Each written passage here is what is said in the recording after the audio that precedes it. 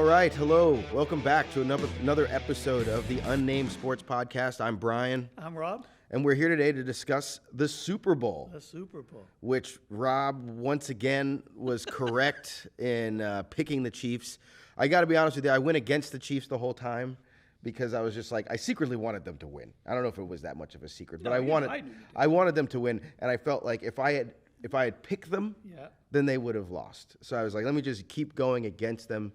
Send that energy. It's a little superstition. When you think about it, I think I talked about this before the Super Bowl. They ran the gauntlet. They beat a lot of good teams. I would say that this run to the Super Bowl is about as difficult as it's ever been for a team, especially a defending champion. You're right. I think back to when the Giants won, and like they were kind of like a. But they just barely got in. That's why I would say that one. That's true. That's a pretty impressive run. It's a tough one because you barely got in. No one thought you were going to do it, and then you go on to beat an undefeated. I don't remember that year about who they beat in the NFC Championship game. I really don't remember that. No, I don't know either. I wonder if it was Green Bay? Green Bay. It might have been. Green Bay was always around back then. San Francisco has always been around too, so I don't know. But this run wasn't Dallas. It's never going to be Dallas. Poor Dallas. But this was one of the, I would agree, this is one of the craziest runs. Like, you go against the fastest team, even though you're kind of helped out and aided by the weather.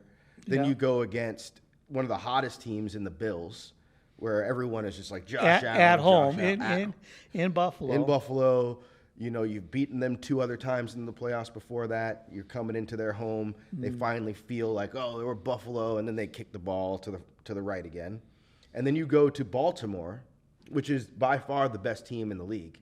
When you go and look at what they did roster-wise, and through the course of the regular season, what they did to the biggest teams, like what they did to Dallas, what they did to San Francisco. And then you go and you play against San Francisco 49ers, who has the top 2 in terms of roster in the league. Yeah. And you eke it out. And so what were your initial thoughts on the game? It was a great game. Really enjoyed it. It was back and forth. A couple things I think right off the bat is that I forget his name, the defensive coordinator for Kansas City. They ought to give him a brand new car. They already gave him a new contract. You know what I mean? And Andy Reid did a great job of he changed their system. They weren't going to be the high-flying Kansas City Chiefs. No, they couldn't. They had to keep it close in the first half and hope that San Francisco made a mistake or two, which they did, and then they were able to, Yeah, that first quarter was a 0-0 quarter. Nothing. It was just 2 defenses. Yeah. And then, when you're looking at Christian McCaffrey in that opening drive, I was just like, oh, this is going to be a steady dose of Christian McCaffrey for the entire game. Yeah. And then he gives up a fumble, something that he never does. And I think every Super Bowl has one of those moments. What about the one that went off the foot? Yeah, and what's crazy is like so many people were going after the return guy in terms of like, why are you going to pick up the ball? What is wrong with you? I was watching Travis and Jason Kelsey's podcast, and they, even days after, were still like, yeah, you can't make that mistake. And I'm like, did you guys not look at the replay? Yeah. It clearly went off of a blocker's like heel. Yep. And then so he had to get it. I guess his only other option might have been to just fall on it instead of trying to run and pick it up. Well, that's always that. There was 4 or 5 guys that were around that so quickly. Yeah. And it's no, that was the biggest turning point of the game. Because, well, it was until the guy missed the extra point. Yes. Which would have been the game. Yeah, they went from having a tough time on offense, Kansas City did, to getting that fumble, and then the next play they score a touchdown. Yeah. And so that was huge. I think that the most amazing thing is that Kansas City had no momentum. Nothing.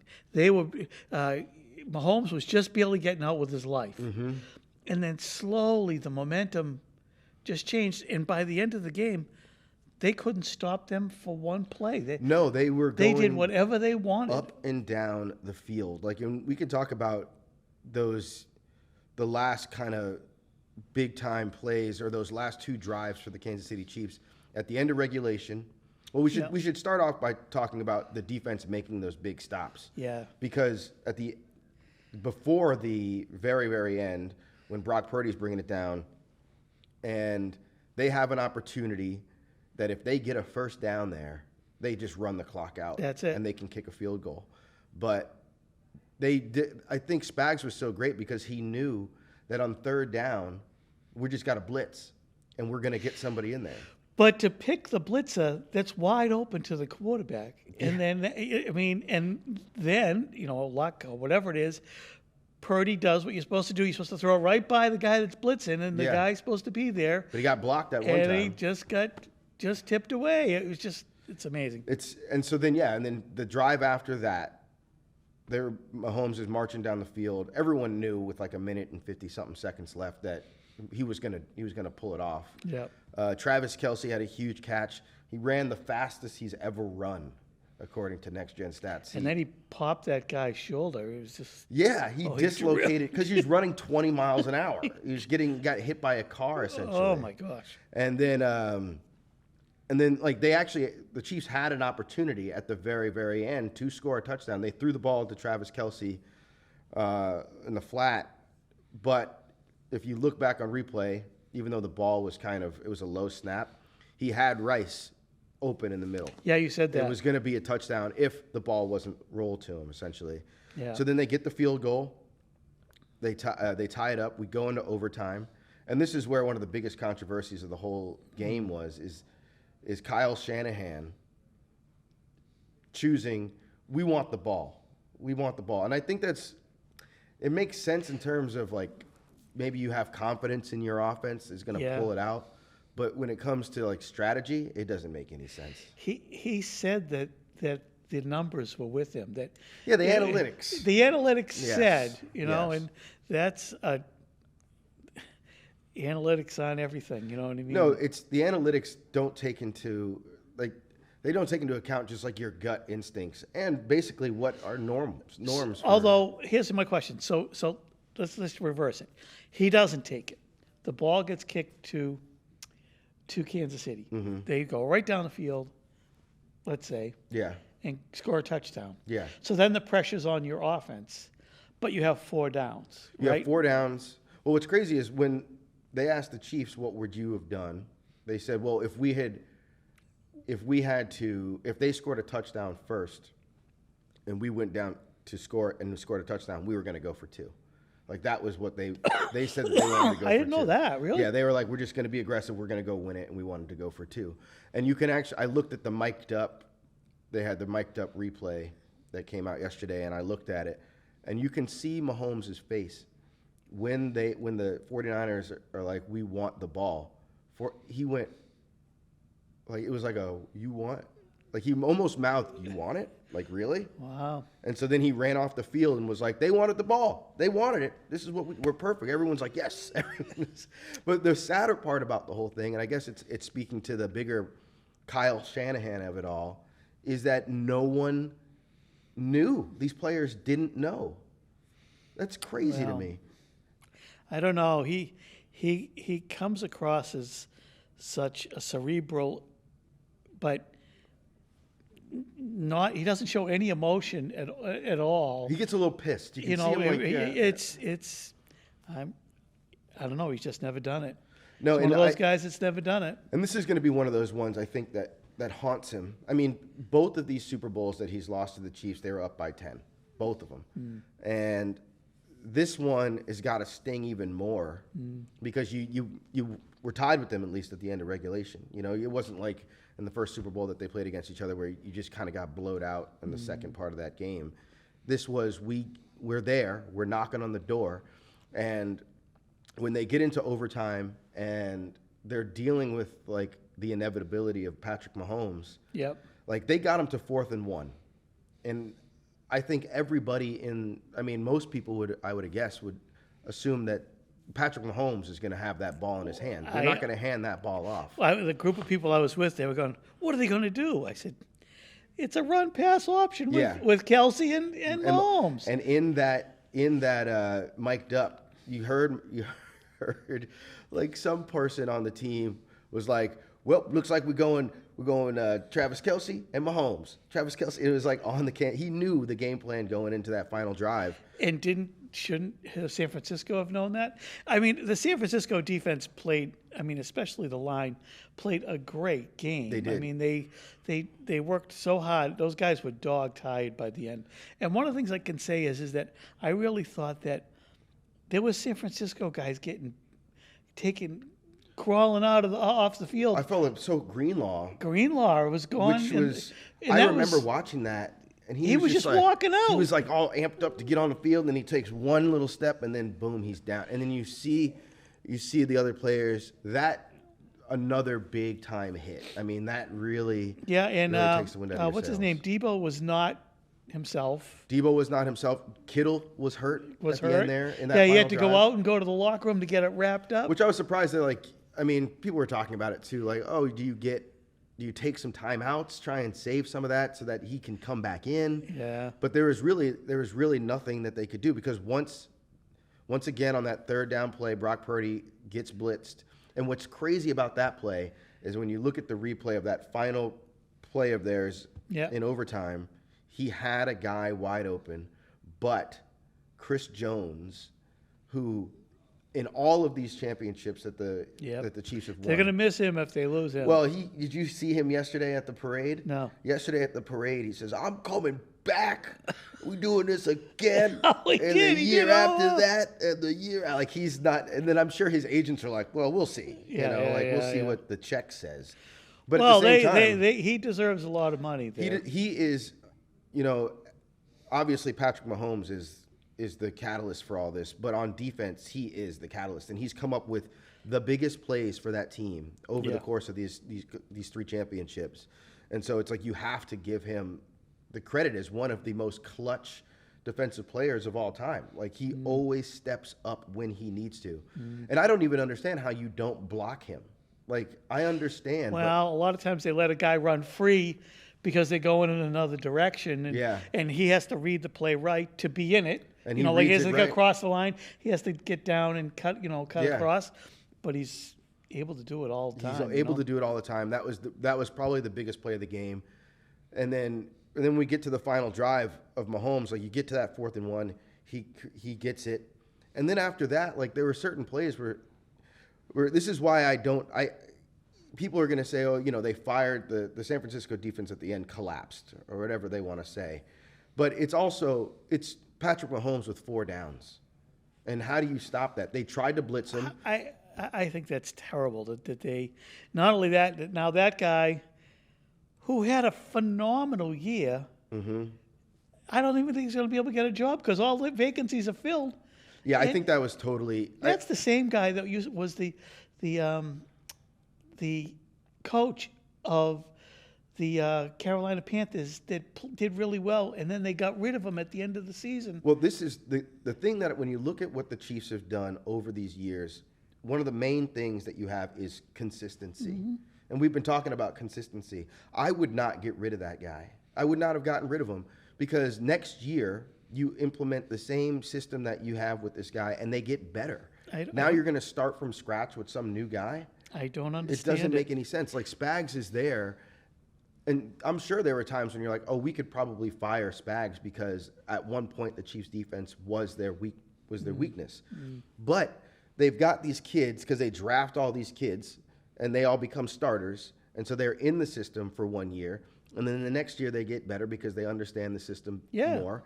And now but with San Francisco, it's like, well, we got to the Super Bowl and you failed us and you're gone. And it just doesn't make any sense to me. It doesn't make any sense. Can I see if you remember this, when there was the whole 28-3 game against Atlanta, and the Patriots won it? Kyle Shanahan was the offensive coordinator in that team. Yeah. Did they fire him? I don't know if they did fire, or did he get a job? Well, maybe he went to San Francisco. I don't can't know. remember what happened. But I mean, he had 28-3 with the ball 3 times. Yeah. That he didn't do anything. I don't know. I think it's super unfair, because you're dealing with Patrick Mahomes. Yeah. And you're dealing with Andy Reid. I guess San Francisco thinks they're in a better spot now without that guy. Our TV went blank. Oh, well. That's okay. Season's over. But I would say, like, there was a sense of inevitability with Patrick Mahomes having the ball at the end. Mm-hmm. I know everybody on that team, on the Kansas City Chiefs, felt pretty dang confident going into it. Mm-hmm. But it's really like this is by far the toughest road I've seen a team have to get to the Super Bowl, and it was remarkable. I was just just think about maybe 2 weeks before the playoffs where they were dropping balls all over the place. Mm-hmm. People were thinking they weren't going to get in, which I thought they might not get in too, you know? They were thinking they weren't going to get in. They were thinking, like, this is the end of the Chiefs. Their offense was sort of a shell of itself. Well, which is why it's even more ridiculous that they won. Mm-hmm. Like, they have no business winning. And you have to put that on a couple things, is that Andy Reid realized my defense is pretty good. We just have to stay in the game, not make mistakes, and we have the guy that can pull it out. Yeah. To me, you know, it was a crazy, crazy ending. Mm. And it was a great game. We're back. It was a great game. But I would say, like, there's certain things in the game that we have to talk about. We got to talk about Brock Purdy. Yeah. Brock Purdy, my whole thing going in was, will the moment be too big for Brock Purdy? The moment was not too big for him. He played so well. And in control, making, like, his number one, like, skill in my mind is his ability to anticipate. And because he throws the ball.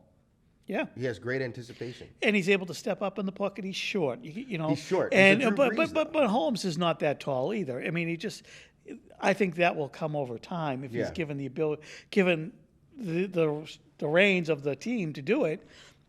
I think he'll be fine. He's still a game manager. He is, and that's the dilemma with that is that Mahomes was a game manager.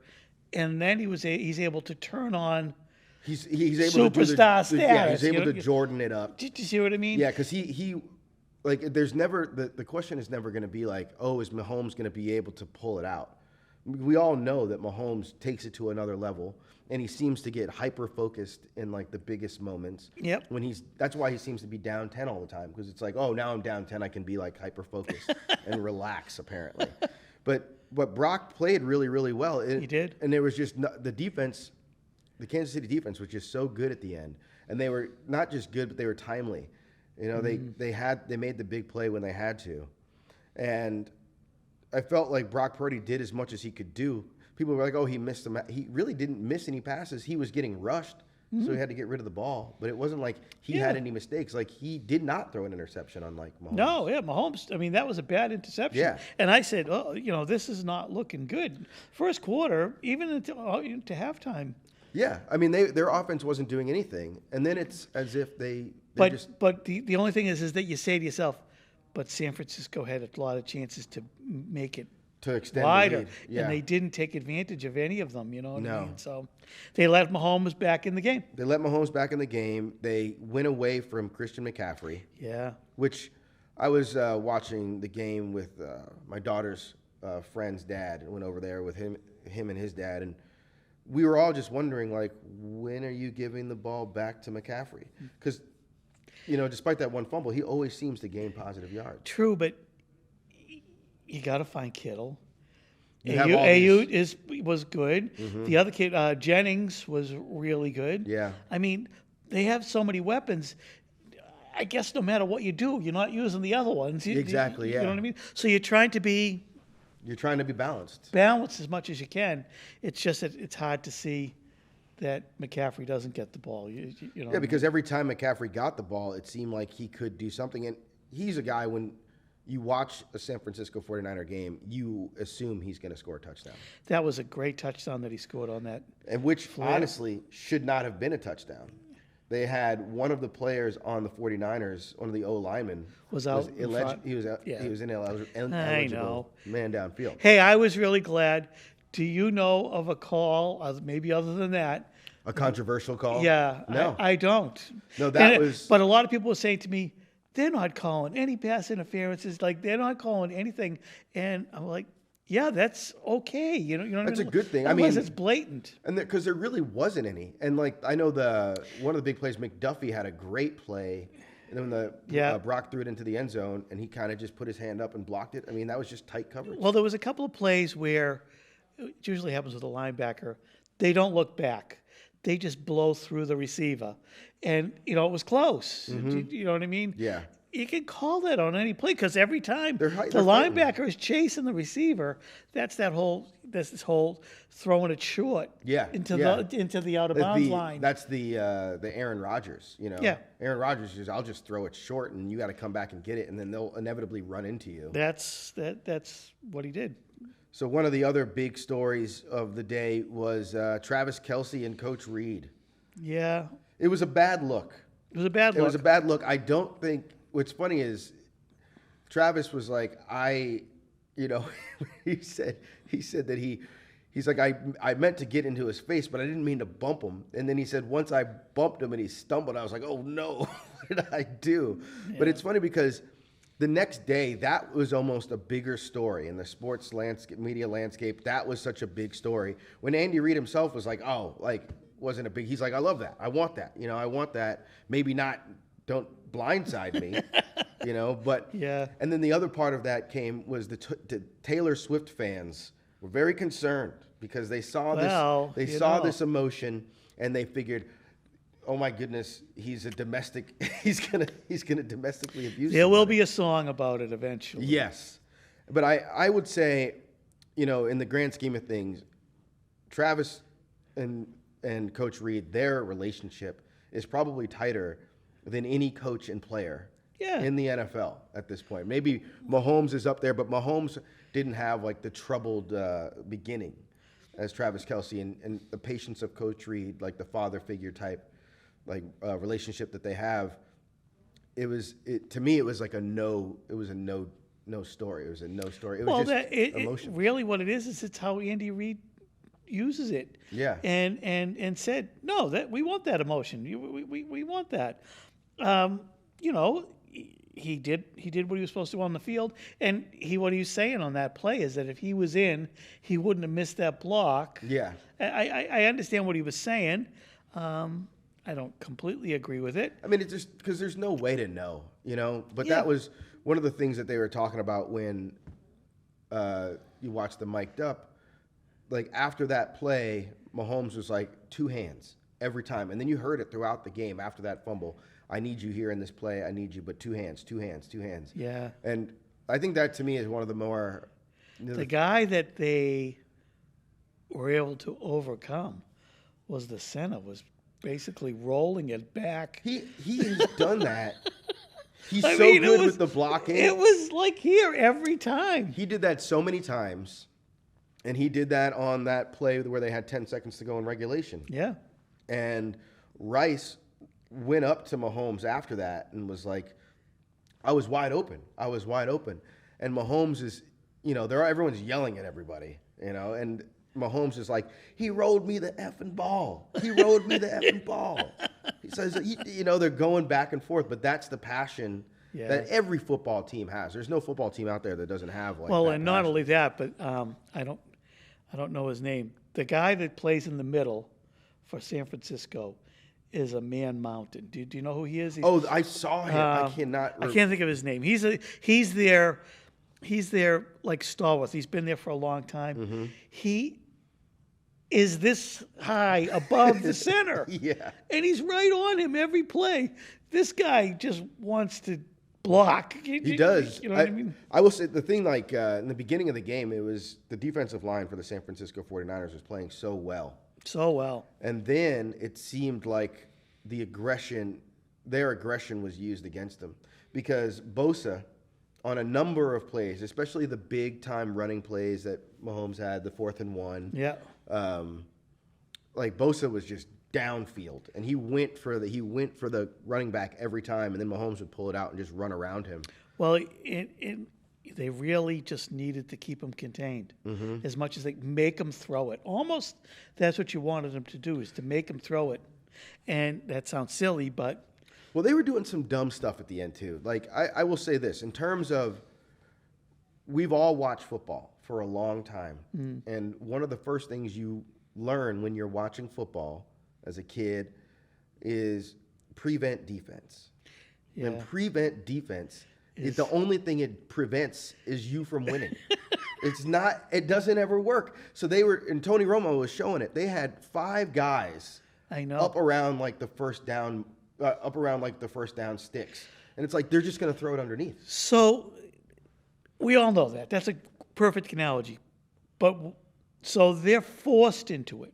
Wouldn't you say that? Like it's almost like a team doesn't want to go into prevent, but they have to because they have to table their aggression. They right? do, but that's it what never they're works, thinking. though. No, it never It does. never works. So it's like it's got to be something else. I don't know. I really don't know. It changes. Your defense becomes so vanilla. Everybody knows what you're doing, instead of not knowing. And you know who's not like that? Spags. Yeah. No. It's like they know what they have to do. And until Tony Romo was saying it, he's going to blitz. It's just a matter of where. He's got 9 guys on the And that's the difference between Spags and what was the other guy's name?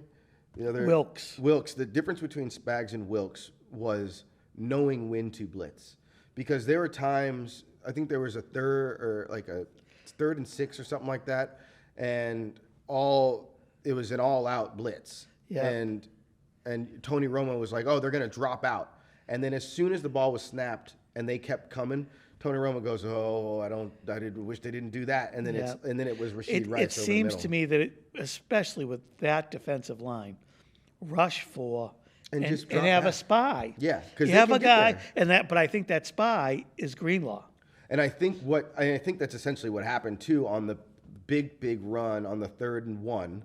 After Pacheco runs the ball and they stop him short, Yep. and it's 3rd and 1, which actually was a first down. I was surprised they didn't Yeah. go back and look at it. But then Mahomes runs for like 20 yards. I've heard people complain that they gave them the first down when it was in overtime at the end of the game, and they should have measured it. A lot of people said that. Which one? The Travis Kelce first down? I forget what it was, right just before the touchdown. Travis Kelce had like a weird screen play at the very end, which was like he was supposed to go outside, but he just decided to come in. It was kind of close. But they just said first down, and they let it go, and it was everything was happening so fast then. Yeah, because their clock was ticking. I was like, oh, is that a first down? Yeah. You know what I mean? I mean, I don't think they could have. I think he got the first down, and I think if the conspiracy theorist people out there, there are plenty. Yes. If they're out there and they think that, then they should go back and look at a lot of the first downs that were not given. There was 2 that probably should have been given. Well, I just think that the referees tried real hard to stay out of the way. Which is what we want in that game, right? Because when you looked at last year's game, the biggest defining moment in that game was a holding call. Yeah. That basically allowed the Chiefs to just run out the clock. I know. And see, so there is a little question about calls like that, but we're not talking about it at all. No, and that's because both teams had a chance to win, and plays by players were to define the game. Made define the game. Yeah, that's exactly right. And so, yeah, I mean, I was impressed with the game. It came down to the wire, and then the whole overtime thing was. It's crazy. Like I'll just say one more thing about it, but the overtime rules. When you heard from the Kansas City Chiefs players, they're like, "Oh yeah, they bring in their rules. They bring in the rules guy, and then we have to sit down and they tell us all the rules about all these different situations." And then you get like somebody like Juszczyk who comes in. I had no idea that the overtime rules were different, and like that's coaching. And that's. I mean, shouldn't that have been? They gone all over that in 2 weeks. You would think. You would think. We're thinking this is going to be a close game, right? Yeah, but what would we do? Bill Belichick would have known. He would have known it. Would have known it. You pay attention to the details. Well, and those little details, as insignificant as they may appear, are the determining factor for if you win or lose. Yeah. All right, so with that said, this is now the Kansas City Chiefs have won 2 in a row. Yep. Do you think they could win 3 in a row? Well, if you tell me what's his name's coming back on defense, Jones, yeah. and a lot of their defensive backs are all young. Yeah. I think they're going to make moves because I don't think that they're happy with their receiving core. Maybe Rice is good, you know what I mean? Yeah. And what depends with everything is health. It is health. If Kelsey goes down, it's luck. If you know what I mean, it all depends on health. It really does. They have the ability to do it. They have the coaching. They have the charisma. Yeah. They have him. You know, they have Mahomes. There's a lot of things that they have in their column. They check that box, yeah. Because when you look at it now going into next year, is Buffalo going to look as good as they did this year? I don't think so. Are the Ravens going to look Are as the good Ravens as... going to look as good? You know And what what's I mean? crazy is, like, no matter what, at this point, you know, you have to ask yourself, is there a kind of a Jordan vibe for the other teams that are looking at Mahomes, where it's like, no matter what we do, this guy is going to stay in the game, and if he has the ball at the end, he's going to defeat us. Well, everybody's playing this huge offensive football game. It's, you know, all these guys, all these nerdy brainiacs, you know what I mean, that are taking over teams. I hate to say it, it still comes down to defense in the end. You got to be able to stop somebody. Absolutely. When you need to be able to stop them. And you do, and you need to have those players. And the Chiefs right now have 2 players on defense that they got to figure out. They got to figure out Reed, and they got to figure out Chris Jones. Yeah. And those are the 2 guys whose contracts are up. Is Clark still? No, he was gone. He wasn't there this year? Nope. Oh, okay. I think people were talking about him trying to come back in the middle of the season, like trading for him. But they had a bunch of tackles who I didn't know, you know, inside guys, and they played well. No, they played. I mean, they played out of their minds. Well, one thing. So they didn't pay what's his name, the cheetah, you know, who went to Miami. Yeah. They didn't pay these guys, and they manipulated and got rid of some guys. They got rid of Schuster. You know what I mean? But what they did is they drafted and they stacked their defense. Their defense. Yeah. Because they think that Mahomes can fill the gap. Absolutely. And it's kind of like they did with Brady. They gave Brady, here's a couple of guys, but we're gonna get more safeties and more linebackers because that's how you win. I mean, you got to follow the formula of the team that won it 6 times. And nobody has that. No, nobody. And that's why it's good when you keep a defensive coordinator and you kind of you look, like, for me, when I look at the NFL and the way teams operate or should operate, it's almost like it's another extension of school. Like there's so much to learn in football that if all of a sudden every year I'm changing professors on you and this other professor has a different philosophy altogether, then you're taking a step back before you're taking a step forward. If you're looking at football as a whole right now, the thing that's winning is consistency. Yes. Absolutely. And they're all running around trying to find this magic guy or this soup. It's tough because, you know, the 49ers, they had Salah. And then he did so well that he left. Yep. But the great thing about the Chiefs is that they have a guy who just wants to be a defensive coordinator. I don't think he wants anything to do with head coaching anymore. Well, I hate to say it, but I mean, Josh McDaniels should have just stayed as an offensive coordinator. There's so many of them, and they've moved around. I mean, the Packers have had like 15 different people coming in and out. At least they've had the same head coach for a little bit. Buffalo changed defensive coordinators Mid-season. and offensive coordinators. Same with Philly. Philly changes people. And the same thing with Baltimore. Now their defensive coach is gone. I don't know. It's tough. Well, so do you have any early picks for next season? No, not at all. No, because at this point, I have no idea who the roster I would say that Kansas City and San Francisco will be in it again. Yeah. I'll say that. Okay, cool. All right. That's all for this episode of that's my show. That's all for the Unnamed Sports Podcast. We'll see you next time, and we'll probably be getting into the NBA. Sounds good. After post-NBA break when, most like NBA games, it only matters in the fourth quarter. Yeah. And that's basically how the season goes, too. A lot of people say that. I'm starting to agree with that. So we'll see you next time, and thanks for joining us. Thanks. See ya.